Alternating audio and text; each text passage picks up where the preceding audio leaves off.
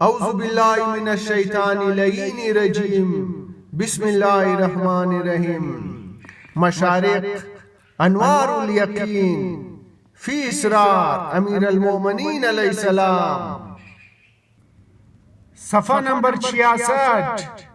قوموں کا امام علی علیہ السلام کے فضل کا اقرار کرنا۔ ابو عمرہ کہتے ہیں کہ ایک دن مجھ سے رسول اللہ صلی اللہ علیہ وآلہ وسلم نے فرمایا، اے ابو عمرہ جاؤ اور میرے پاس 100 عرب، 50 عجم، 30 مصری اور 20 حبش کے لوگوں کو لے کر آ جاؤ۔ ابو عمرہ کہتے ہیں کہ میں مطلوبہ افراد کو لے کر حاضر ہو گیا تو سرکار صلی اللہ علیہ وآلہ وسلم نے ان کو 4 صفوں میں کھڑا کیا۔ پہلی صف عربوں کی تھی، دوسری اجمیوں کی، تیسری مصریوں کی اور چوتھی حبشیوں کی۔ پھر اللہ کی حمد و ثنا اس طرح فرمائی کہ ہم نے پہلے کبھی نہیں سنی تھی۔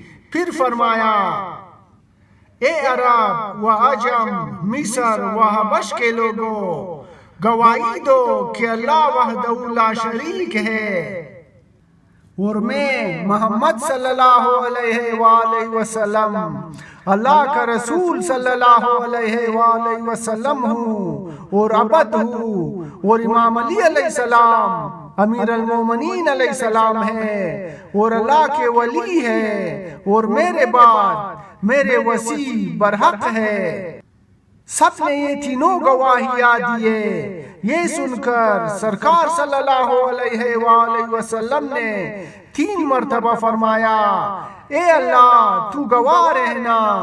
پھر فرمایا کہ اے علی علیہ السلام، قلم، دوات اور لکھنے کے لیے کاغذ حاضر کرو۔ مولا علی علیہ السلام نے یہ تینوں چیزیں لا کر رسول اللہ صلی اللہ علیہ وآلہ وسلم کے حوالے کر دیے۔ سرکار صلی اللہ علیہ وآلہ وسلم نے فرمایا، لکھو بسم اللہ الرحمن الرحیم۔ یہ وہ گواہیاں ہیں جن کا اقرار عرب و عجم و مصر و حبشہ والوں نے کیا ہے۔ پھر اس تحریری اقرار پر اپنی مہر لگائی اور مہر لگا کر اس کو مولا علی علیہ السلام کے حوالے کر دیا۔ اسی طرح کتاب امالی میں بلا وسائط کے بی بی ام سلمہ سے روایت ہے کہ بی بی کہتی ہے کہ جس دن رسول اللہ صلی اللہ علیہ وآلہ وسلم کو میرے گھر آنا تھا، اس دن میں آپ کو لینے کے لیے گئی تو آپ صلی اللہ علیہ وآلہ وسلم نے مجھے پرے کر دیا۔ میں ڈر کر واپس آ گئی۔ پھر کچھ دیر بعد دوسری مرتبہ گئی، تب بھی سرکار صلی اللہ علیہ وآلہ وسلم نے مجھ سے ملنے سے انکار کر دیا۔ اس بار میرے چہرے پر خوف واضح ہو کر جھلکنے لگا۔ پھر کچھ دیر بعد تیسری بار میں آئی اور بولی، اے اللہ کے رسول صلی اللہ علیہ وآلہ وسلم، کیا مجھے آنے کی اجازت ہے؟ سرکار صلی اللہ علیہ وآلہ وسلم نے فرمایا، ہاں اب آ سکتی ہو۔ میں اجازت پا کر جب کمرے میں آئی تو کیا دیکھا کہ امام علی علیہ السلام رسول اللہ صلی اللہ علیہ وآلہ وسلم کے سامنے تشریف فرما ہے اور کہہ رہے ہیں، جب ایسا ہوگا تو ان حالات میں میرے لیے کیا حکم ہے؟ سرکار صلی اللہ علیہ وآلہ وسلم نے فرمایا، صبر کرنے کا حکم دیتا ہوں۔ امام علی علیہ السلام نے دوسری بار پوچھا۔ سرکار صلی اللہ علیہ وآلہ وسلم نے کہا، صبر کرنا۔ امام علی علیہ السلام نے تیسری بار کہا تو سرکار صلی اللہ علیہ وآلہ وسلم نے کہا، اے امام علی علیہ السلام، اے میرے بھائی، جب بات یہاں تک پہنچ جائے تو تلوار سونپ لینا اور اسے اپنے کندھوں پر رکھ کر چل پڑنا، یہاں تک کہ میرے پاس اس طرح آؤ کہ تمہاری کھینچی ہوئی تلوار سے ان کے خون کے قطرے ٹپک رہے ہو۔ یہ کہہ کر رسول اللہ صلی اللہ علیہ وآلہ وسلم نے میری طرف رخ کیا اور بولے، اے ام سلمہ، تم کو اس لیے آنے سے نہیں روکا تھا کہ کسی بات کا ڈر تھا، بلکہ اس لیے کہ جبرائیل علیہ السلام میری دائیں جانب بیٹھے تھے اور امام علی علیہ السلام میری بائیں جانب، اور جبرائیل علیہ السلام میرے بعد ہونے والے واقعات بیان کر رہے تھے اور کہہ رہے تھے کہ میں ساتھ ساتھ امام علی علیہ السلام کو بدلاتا جاؤں اور وصیتیں کرتا جاؤں، اور اے ام سلمہ ابھی سن لو اور گواہ رہو کہ یہ امام علی علیہ السلام ابن ابی طالب علیہ السلام دنیا اور آخرت میں میرا بھائی ہے۔ اے ام سلمہ سن لو اور گواہ رہو کہ یہ امام علی علیہ السلام ابن ابی طالب علیہ السلام دنیا اور آخرت میں میرا نمبردار ہے۔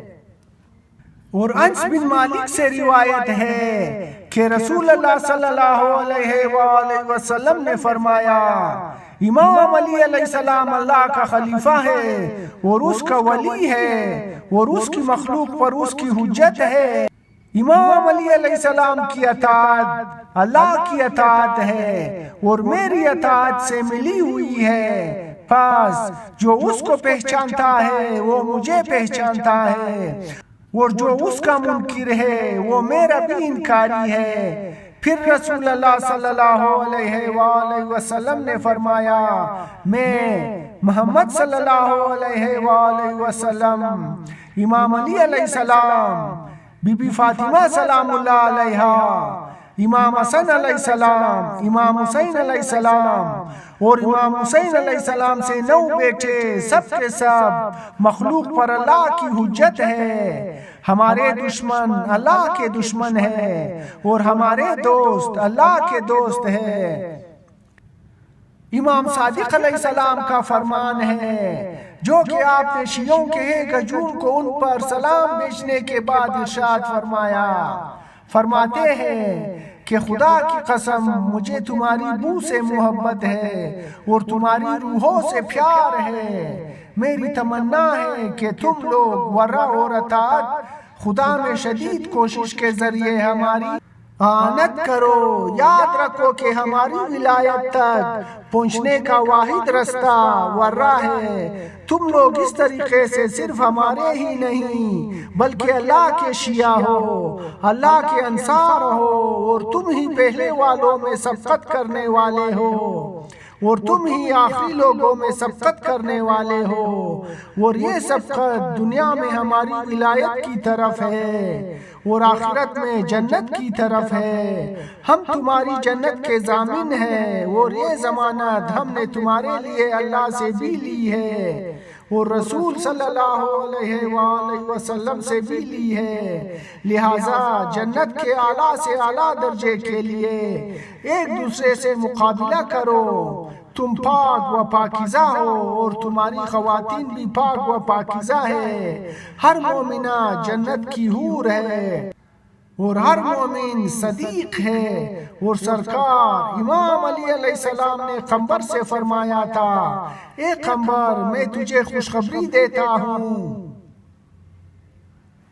تو دوسروں کو خوشخبری دے۔ خوشخبری یہ ہے کہ رسول صلی اللہ علیہ وآلہ وسلم مرتے وقت سوائے شیعوں کے اپنی ساری امت پر غضبناک تھے۔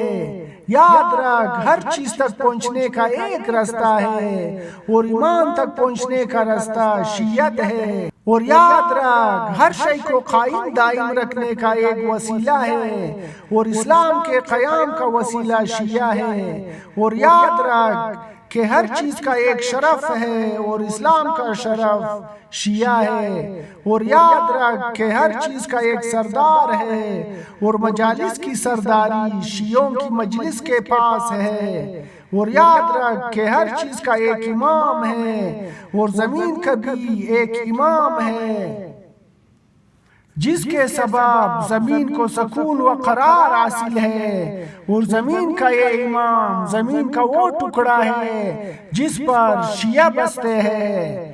خدا کی قسم اگر زمین میں کوئی شیعہ باقی نہ بچے تو اللہ کسی زمینی گروہ پر اپنی نعمتیں نازل نہ کرے اور نہ ہی آخرت میں انہیں کوئی نعمت نصیب ہو۔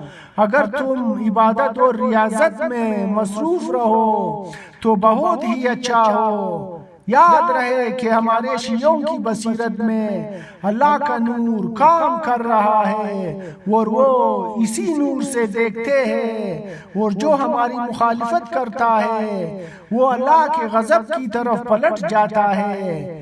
خدا کی قسم تمہارے حامی اللہ کے خاص بندے ہوتے ہیں، تمہارے فقیر دولت سے اور تمہارے دولت مند قناعت سے مالا مال ہے، اور تم سب کے سب اللہ کے داعی ہو اور اس مقام پر ہو کہ تمہاری دعائیں قبول کی جاتی ہے۔